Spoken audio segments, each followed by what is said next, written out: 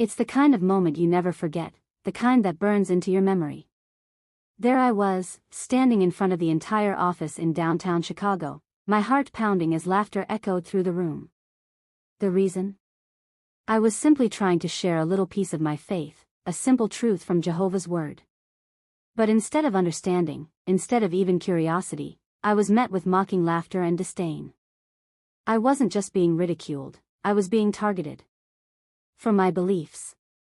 For my faith as one of Jehovah's Witnesses.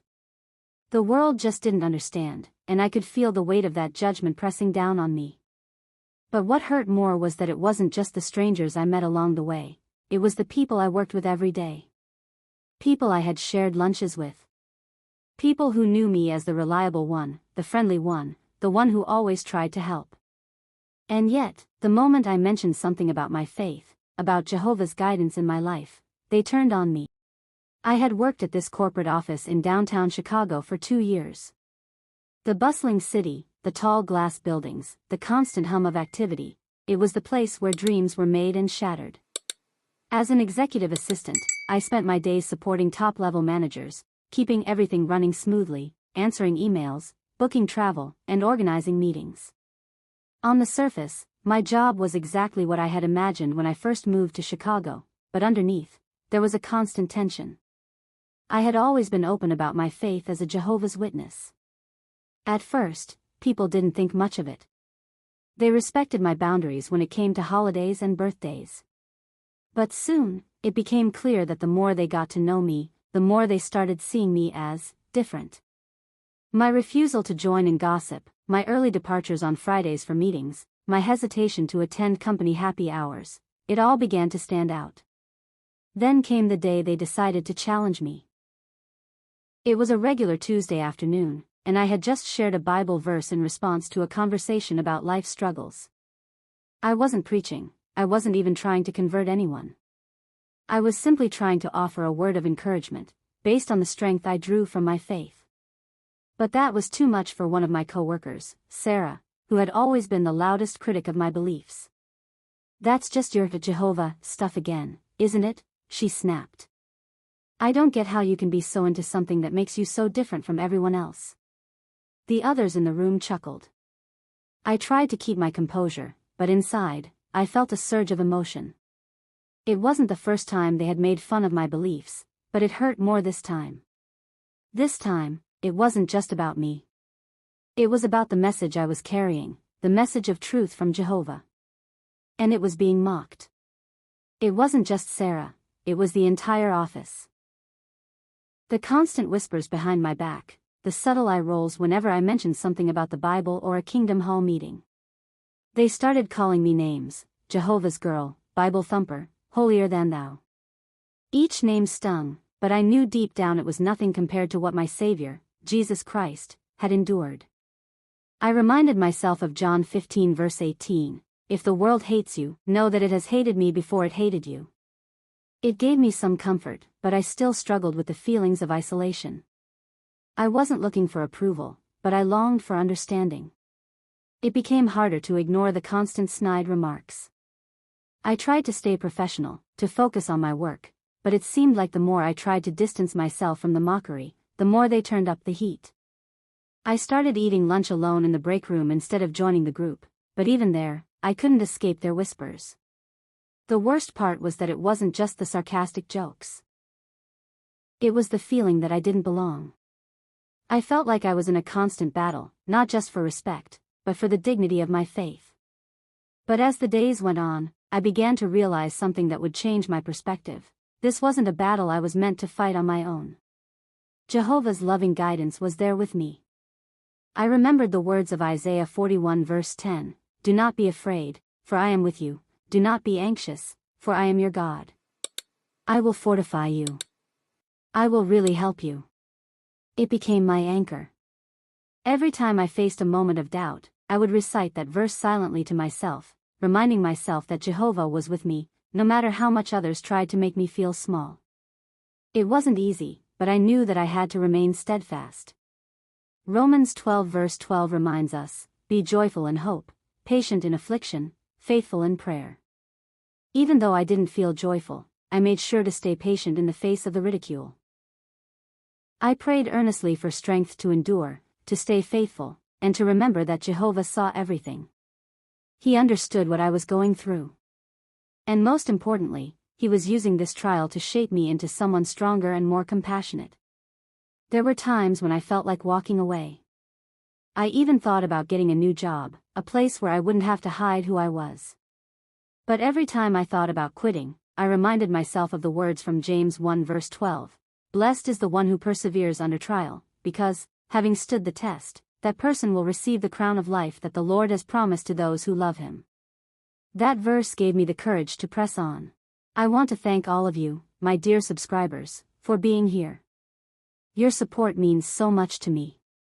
If you've been touched by this story, I encourage you to hit that subscribe button, and turn on your notifications, so you never miss an inspiring story like this one. There's so much more to come, stories of strength, resilience, and the power of Jehovah's love. It was the kind of morning you never expect. One moment everything is calm, the next, you're hit with a crisis that shakes everything you thought you knew. And that's exactly what happened. The phone rang in the middle of a quiet morning meeting. My manager, who had always been one of the most critical of my faith, received a call that would change everything for all of us. It was news that sent a chill through the office. One of our co-workers, Sarah, the one who had mocked me the most, had collapsed at home and was being rushed to the hospital. In that moment, everything stood still. The room went quiet, the whispers ceased, and a deep, uncomfortable silence filled the air. My heart pounded in my chest as I processed what was happening. Sarah, the same woman who had ridiculed me for my faith, was now in serious need. The same woman who had called me Jehovah's girl was now the one facing something none of us could control. I couldn't help but think of Proverbs 3 verses 5 to 6, trust in Jehovah with all your heart, and do not rely on your own understanding. In all your ways acknowledge Him, and He will make your paths straight. I knew that this was the moment Jehovah had prepared me for. It wasn't a coincidence. The office, once filled with the constant hum of activity, now seemed frozen. Everyone was on edge, waiting for updates. I could see the concern in my coworkers' eyes. I wasn't the only one affected by Sarah's collapse. She had worked with most of us for years, and we all knew how vibrant and energetic she used to be. But now, she was fighting for her life in a hospital bed, and there was nothing anyone could do. As the hours passed, I sat at my desk, lost in thought. I felt the familiar sting of the mockery, but I also felt something else, a responsibility. What if this was my chance to show them the real strength that comes from trusting in Jehovah? What if they could see that my faith wasn't something to mock, but something that could offer real comfort in times of crisis? The hospital updates were slow in coming, and the air in the office felt heavy with fear and uncertainty. But as I looked around, I saw the same people who had once ridiculed my faith now turning to me, seeking comfort in the quiet, unwavering strength that I had always tried to reflect. It was then that my manager, John, the one who had always dismissed my faith as irrelevant, turned to me with a hesitant look in his eyes. Can you pray for Sarah?" he asked, his voice barely above a whisper. The words hung in the air, heavy with the weight of everything that had led up to this moment. I couldn't believe what I was hearing. The same man who had once ridiculed me in front of the team, the same person who had mocked me for not participating in office parties and celebrations, was now asking me to pray. It was a turning point I never saw coming. I nodded, my heart racing as I prayed silently, asking Jehovah to comfort Sarah, to give her strength, and to help her through whatever she was facing. I could feel the weight of my coworkers' eyes on me, and I knew that this moment, this prayer, was more than just about Sarah. It was about showing everyone that there was a power greater than all the ridicule, greater than all the mocking, and it was the power of Jehovah's love and mercy. By the time the day ended, the news had come through: Sarah was stable. She was still in critical condition, but she was alive. The doctors had done what they could, but it was clear that the power of prayer, prayers that were said not just by me, but by many others who had come to realize the importance of faith, had made a difference. In that moment, I understood something that I had known in theory but had never fully realized in practice: Jehovah's guidance doesn't just come in the form of comforting scriptures and quiet moments of prayer. It comes in the form of opportunities to show others the strength of our faith, to be the hands and feet of Jehovah in a broken world. The Bible says in James 1 verses 2-3, "Consider it all joy, my brothers and sisters, whenever you face trials of many kinds, because you know that the testing of your faith produces perseverance." This trial had tested my faith, and through it, I had grown stronger. But it wasn't just about me. It was about the witness I could give to others, showing them that Jehovah is always with us, especially when we need Him the most. I knew this was a turning point, not just for Sarah, but for everyone in the office. The mocking had stopped. For the first time in a long time, I saw a sense of respect in my coworkers' eyes. They weren't laughing anymore. They were listening. It was strange how quickly things changed. One week, I was the target of mockery. The next, I found myself at the center of conversations I had never imagined. Sarah, the same coworker who had mocked my faith at every turn, was now calling me at the office to check in, asking how I was doing, and even inquiring about the Bible. I couldn't believe it. It was as if the laughter and insults of the past had never happened. Was this really the same Sarah? But it wasn't just Sarah. Slowly, the tide began to shift. John, my manager, who had once ridiculed me in front of the team, now came to me in private with a different tone. "I've been thinking a lot about what you said the other day," he said, his voice a little softer. "About how faith can help us get through tough times." His words caught me off guard, but I knew exactly what he meant. For the first time, it felt like my faith was no longer something to be mocked, but something to be respected, even sought after. It was a strange feeling. This transformation was happening right before my eyes, and I was beginning to realize how deep the impact of that prayer and Sarah's health crisis had been. It had been about a week since Sarah's collapse. She was still in recovery, but she was stable now. The office, which had once felt like a battlefield of whispers and ridicule, had quieted down. Instead of avoiding me, people were coming up to me to ask questions, about the Bible, about Jehovah, about prayer. It was as if the door had opened, and they were all suddenly curious.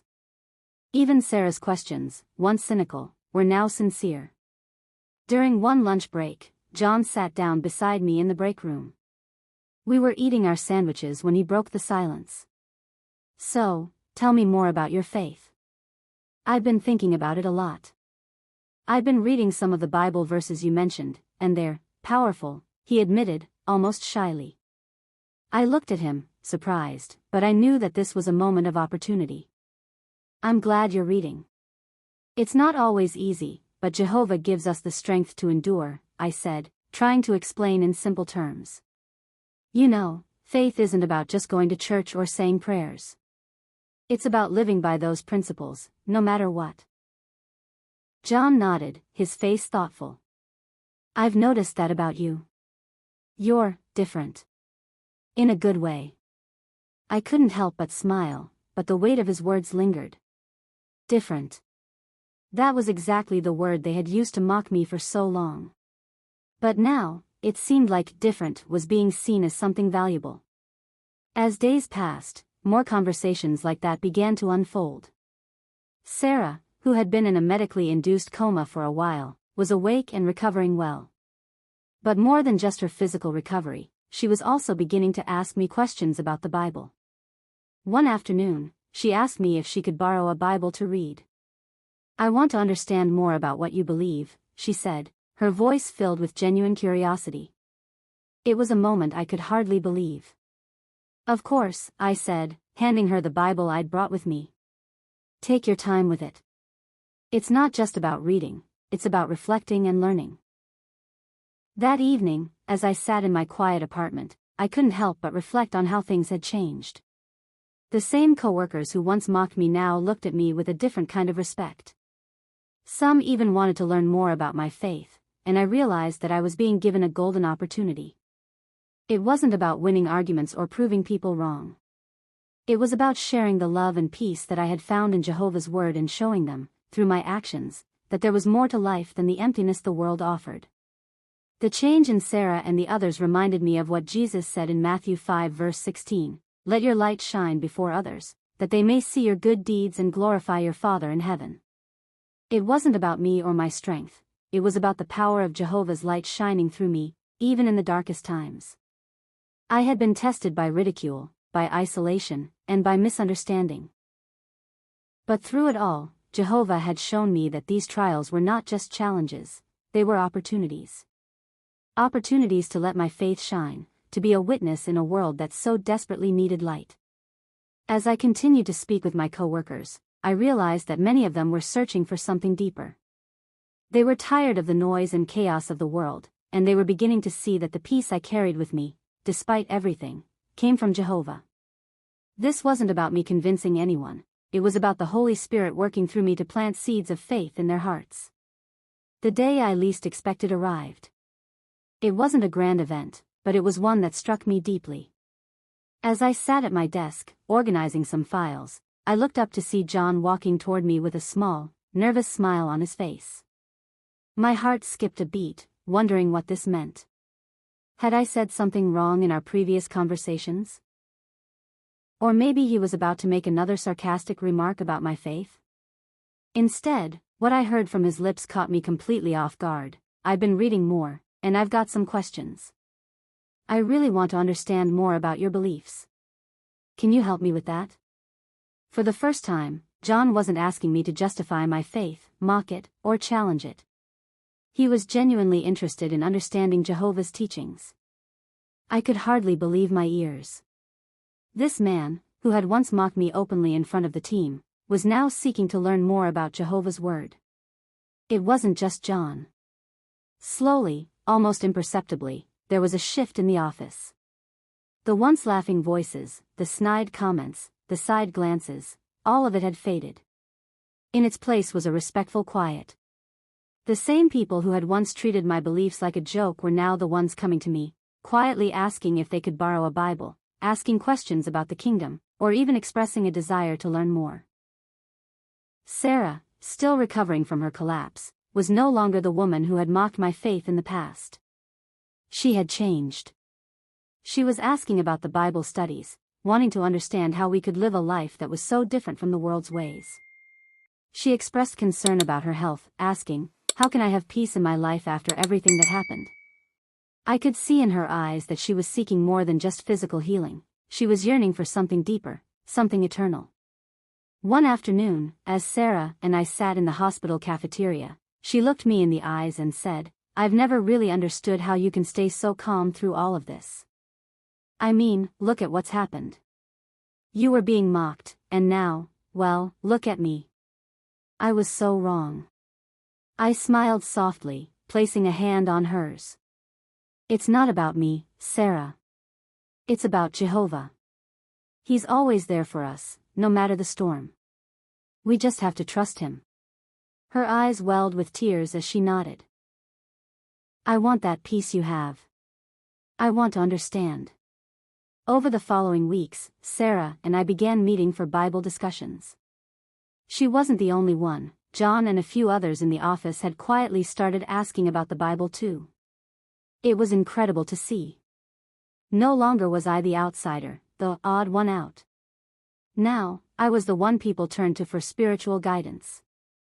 It wasn't anything I had planned or forced, it was simply the result of living a life of integrity and unwavering trust in Jehovah, even when others mocked and ridiculed me. I could see the changes in the office.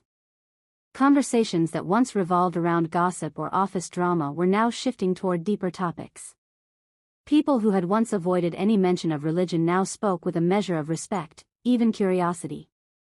They wanted to know how I could stand firm in my beliefs, even when life had thrown so many challenges my way. I knew that I hadn't done this on my own. I was only a tool in Jehovah's hands. He had used the trials, the moments of mockery, the tests of my faith to create a powerful witness.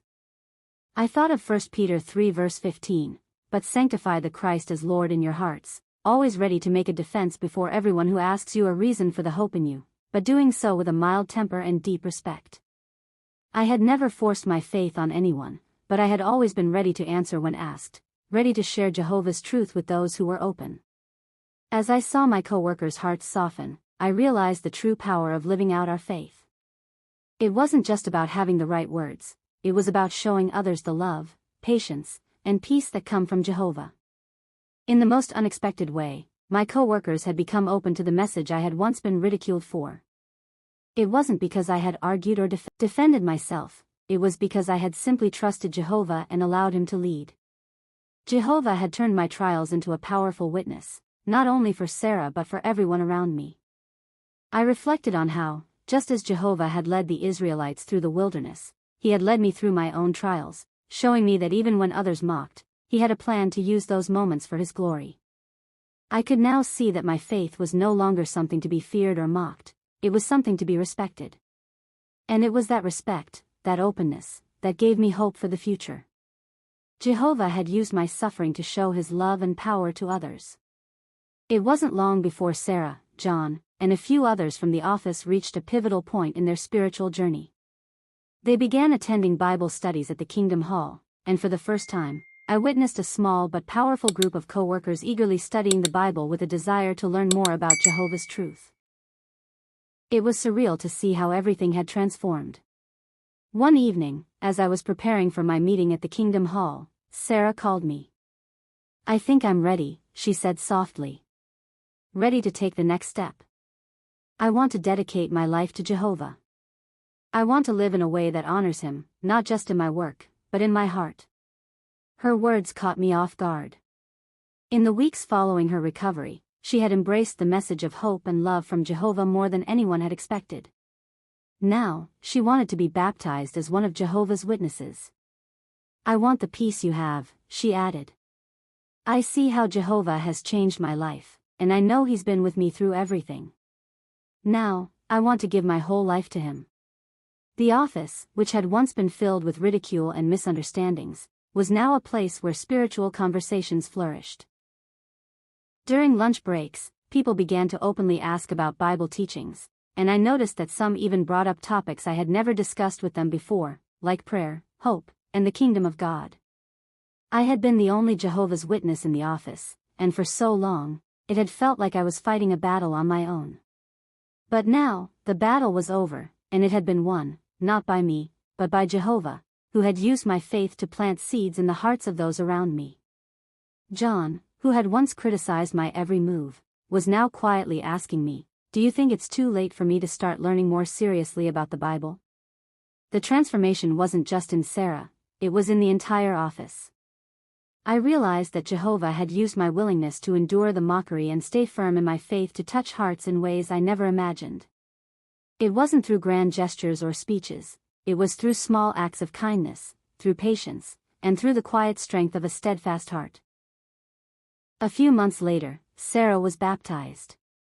I attended her baptism with tears in my eyes, feeling deeply grateful that Jehovah had allowed me to be a part of her spiritual journey.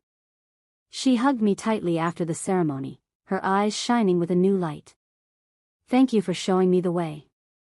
I never thought I'd find peace in this world, but now I know it's real, and it's in Jehovah." John's journey was slower, but it was progressing. He attended a few studies and began reading the Bible on his own. The entire office dynamic had changed, and the atmosphere was lighter, filled with a sense of respect for one another that had never existed before. What I had come to realize was that my faith had been the bridge, connecting not only me to Jehovah but others to his loving embrace. It was as Jesus said in Matthew 5 verses 14 to 16, "You are the light of the world. A city set on a hill cannot be hidden. Neither do people light a lamp and put it under a bowl. Instead, they put it on its stand, and it gives light to everyone in the house.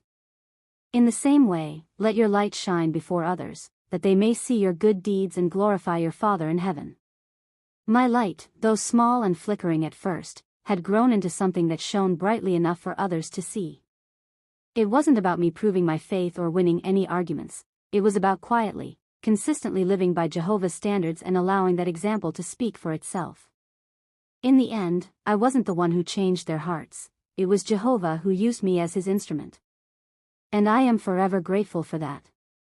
The mockery, the isolation, the trials, they were all part of Jehovah's plan to bring others to him. As I reflect on this journey, I want to encourage anyone watching this who might be struggling. If you're facing mockery, isolation, or trials for your faith, hold on. You may not see the results immediately, but know that Jehovah sees your endurance, your faithfulness, and your determination to stand by His word. Remember, your faith is not in vain. Jehovah uses our trials to strengthen us and to bring others to His light. So keep trusting in Jehovah, even when the road seems tough. You may be the one person who brings hope to someone else's life, just by staying true to your faith. I want to thank all of you for watching and supporting this channel. Your encouragement means more than words can express. If you found comfort or inspiration in this story, please consider subscribing, and turn on your notifications so you can continue to be uplifted by more stories like this one. As you go through your own trials, remember that Jehovah is always by your side. His love is unwavering, and He has a purpose for everything you endure. Keep trusting in Him, and let your light shine brightly before others. You never know how far your example can reach.